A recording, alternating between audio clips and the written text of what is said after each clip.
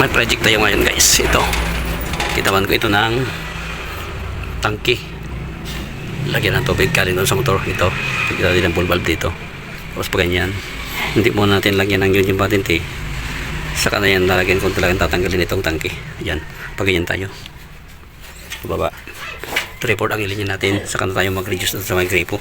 Dito letter T, papunta doon sa loob ng banyo. At yung sa baba, punta naman dito sa lababo. Dito natin ilalagay yung gripo. 3/4 ang iano natin ilinya para malakas ang tubig. Yan, dito.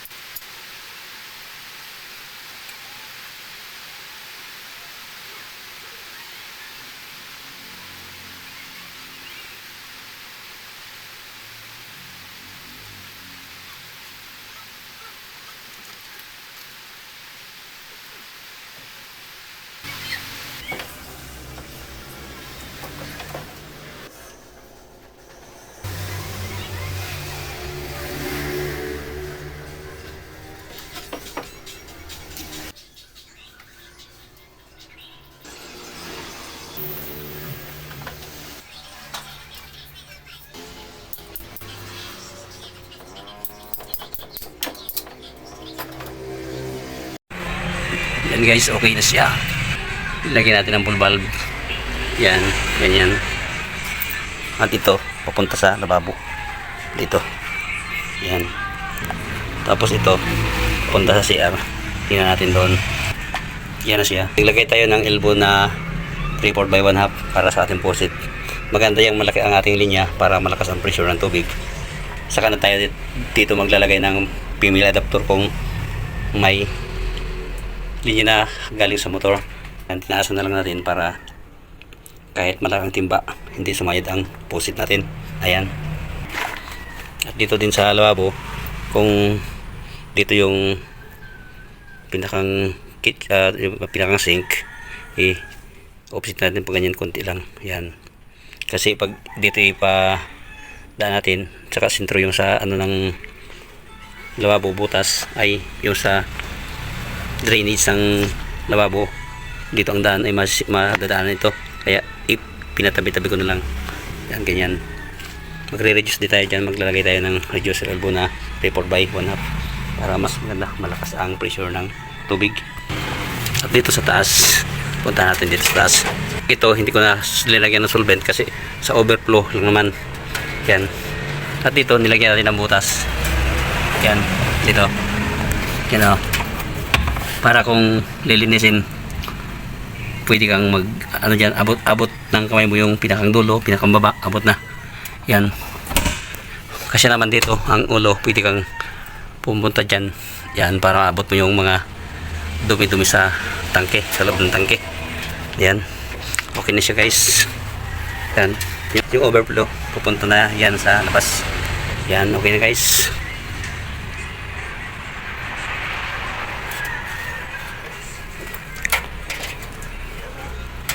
Yan. Bali doon na naman tayo sa labas, lalagyan tayo ng linya. At dito tayo kumuha guys ng supply para doon sa ating tangke. Dito yung motor. Yan yung motor. At dito na yung linya niya. Orange na nilagay ko ay sayang naman ganyan magamit. Hindi naman pang inumin yan. Yan o. Ito yung galing sa motor. At dito yung mapunta sa tangke. Yan sa tangke. At dito yung papunta doon sa ginawa ko. Yan. Pag magpakit tayo, sasara lang natin to at saka bubuksan to. Tapos kung magpakit naman sila, yan ang posisyon niya. Yan. 3/4. I-reduce ko na lang sa 1/2. Kasi mas maganda sana pag 3/4. Kaso lang ay sayang naman yung sobrang ating PVC pipe. Ito yung linya niya. Pakyat doon. Yan. Yan guys. Nakapagpakyat na rin tayo kaso lang may leak. Dapat sana ang nilagay natin marine epoxy. Yun mas maganda. Ang nilagay natin Bulkasil. Maliit pa, kulang pa. Kaya medyo may tagas. Madali lang naman yan. Yan yung overflow natin. Punta doon sa kwan. Ito yung papunta sa CR. Saka papunta sa lavabo. Hindi pa natin malagyan ng posit yan kasi wala pang sukat kung anong taas ng lavabo. At yung flooring wala pa. Yun ang susundan. Dito tayo sa CR. At ito na yung sa ating CR. Yan na. May tubig na siya. Yan o. Buksan natin. Yan. Malakas ang tolo. Kasi report ito. Dito lang tayo nag-reduce sa elbow. Yan. Okay na. Yan na guys. At kung nagustuhan nyo aking video, please like, subscribe at hit na rin ang notification bell para updated kayo sa aking mga video.